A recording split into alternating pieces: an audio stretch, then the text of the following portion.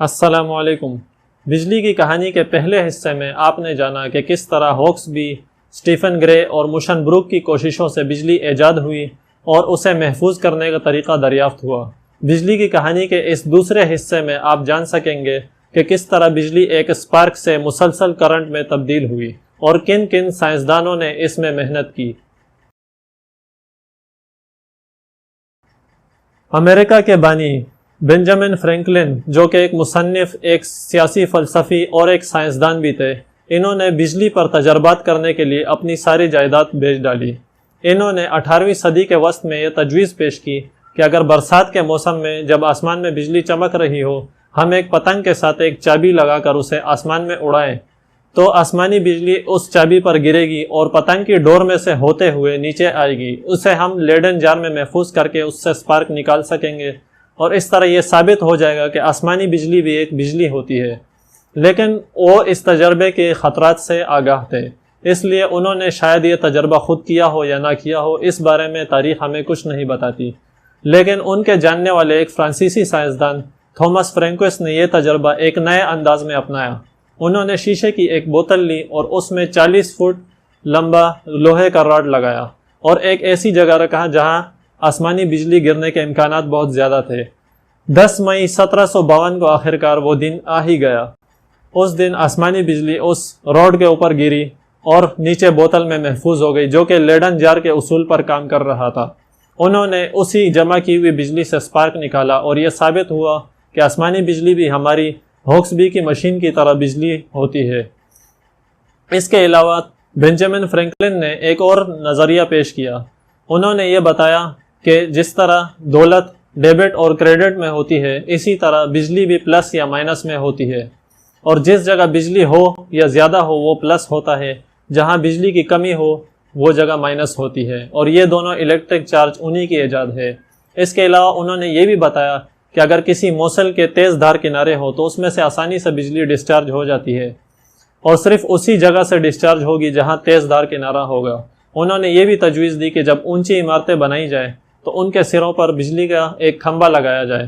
جب آسمانی بجلی اس کھمبے پہ گرے گی اور اس کے ساتھ ایک وائر منسلک کی ہو جو کہ زمین کے ساتھ گراؤنڈ ہو، تو وہ بجلی بلڈنگ کو نقصان پہنچائے بغیر زمین تک چلی جائے گی۔ اور اسی اصول کو اپناتے ہوئے آج اونچی عمارتوں کے اوپر لوہے کے کھمبے لگائے جاتے ہیں اور انہیں زمین کے ساتھ گراؤنڈ کیا جاتا ہے۔ بنجامن فرینکلن کے بعد ایک اور سائنسدان ہنری کیونڈش نے بجلی کے جھٹکے دینے والی مچھلیوں یعنی الیکٹرک فش کی طرح ایک آرٹیفیشل الیکٹرک فش بنائی، اور اس فش کے اندر بھی اسی لیڈن جار کو اصول کو اپنایا گیا تھا۔ لیڈن جار کے اصول پر بننے والی یہ مچھلی بھی اسی طرح جھٹکا دے سکتی تھی۔ ایلیویسیو گیلوانی نام کے ایک اور سائنسدان نے بجلی کی ایجاد میں ایک نئی بحث کا آغاز کر دیا۔ انہوں نے ایک ایسا تجربہ کیا جس کے بعد یہ بحث چھڑ گئی کہ جانوروں سے پیدا کی ہوئی بجلی الگ ہوتی ہے جبکہ مشینوں کی بجلی الگ ہوتی ہے۔ انہوں نے تجربہ یہ کیا کہ ایک مینڈک کا مردہ جسم لیا اور اس کی ریڑھ کی ہڈی اور اس کی ٹانگوں کو 2 مختلف دھاتوں کے ساتھ ٹچ کیا تو اس کی ٹانگیں ہلنے لگ گئیں۔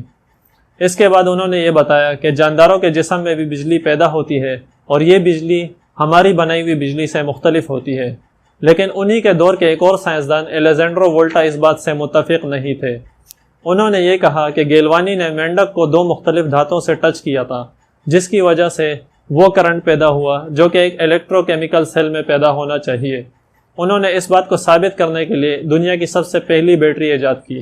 انہوں نے یہ کیا کہ 2 مختلف دھاتوں کے ٹکڑے لیے۔ انہوں نے ایک دھات کا ٹکڑا لیا اور ایک ہلکے تیزاب میں گیلا کیا ہوا کاغذ کا ٹکڑا اس کے اوپر رکھا، اور پھر ایک دوسری دھات کو اس کے اوپر رکھا، اور اسی کو مسلسل دہراتے گئے، اور سب سے نیچے والے دھات اور اوپر والی دھات کو آپس میں منسلک کیا اور زبان کے ذریعے محسوس کرنے کی کوشش کی تو انہیں اسی طرح بجلی محسوس ہوئی جس طرح لیڈن جار سے محسوس ہوتی ہے۔ اور یہ کرنٹ اس کرنٹ کی طرح ختم ہونے والا نہیں بلکہ ایک مسلسل کرنٹ تھا۔ یہ ایک بہت بڑی ایجاد تھی اور الیگزینڈر وولٹا کے نام پر آج بجلی کے وولٹ کا نام رکھا گیا ہے۔ یہ بیٹری ایسا سورس تھی جو مسلسل کافی دیر تک کرنٹ دے سکتی ہے۔ اس طرح الیگزینڈر وولٹا نے یہ ثابت کر دیا کہ ہماری بنائی ہوئی بجلی بھی مچھلیوں کی بجلی، مینڈکوں کی بجلی یا کسی اور جاندار کے جسم کے اندر پائی جانے والی بجلی کی طرح ہی ہوتی ہے۔ एलेजेंड्रो वोल्टा के 200 साल बाद एक और साइंसदान हेम्फी डेवी ने एक तजर्बा किया। इस तजर्बे के नतीजे में बिजली से रोशनी पैदा हुई। उन्होंने एक कमरे में दुनिया की सबसे बड़ी बैटरी बनाई, वो भी वोल्टा के उसूल के ऊपर, लेकिन ये साइज में वोल्टा की बैटरी से बहुत बड़ी थी। उन्होंने ये तजर्बा कई लोगों के सामने किया। कमरे में मोमबत्तियाँ वगैरह भी रोशन थी। उन्होंने बैटरी के दोनों टर्मिनल्स को कार्बन की रोड्स के ज़रिए आपस में टच किया तो कार्बन की सलाखों में से बहुत तेज़ स्पार्क निकला, और यह स्पार्क इतना तेज़ था कि इसने पूरे कमरे को रोशन कर दिया और मोमबत्तियों की रोशनी इसके सामने कुछ भी ना थी। हेम्फी डेवी के बाद माइकल फेराडे, थॉमस एडिसन और निकोला टेस्ला ने किस तरह इस ईजाद की हुई बिजली को आम इस्तेमाल में लाया, किस तरह इलेक्ट्रिक मोटर दरियाफ्त हुई और किस तरह बिजली की लाइनें घर घर तक पहुंचने लगी, और एडिसन और उनके शागिर्द निकोला टेस्ला के दरमियान बिजली की जंग कब और कैसे हुई, इसको जानने के लिए बिजली की कहानी का तीसरा हिस्सा देखिए। वीडियो पसंद आई हो तो लाइक कीजिए, ग्लेज इन्फो चैनल को सब्सक्राइब कीजिए और बेल आइकन पर प्रेस करके ऑल का सिलेक्शन कीजिए ताकि हमारी हर नई आने वाली वीडियो आप तक पहुंच सके। अस्सलाम वालेकुम।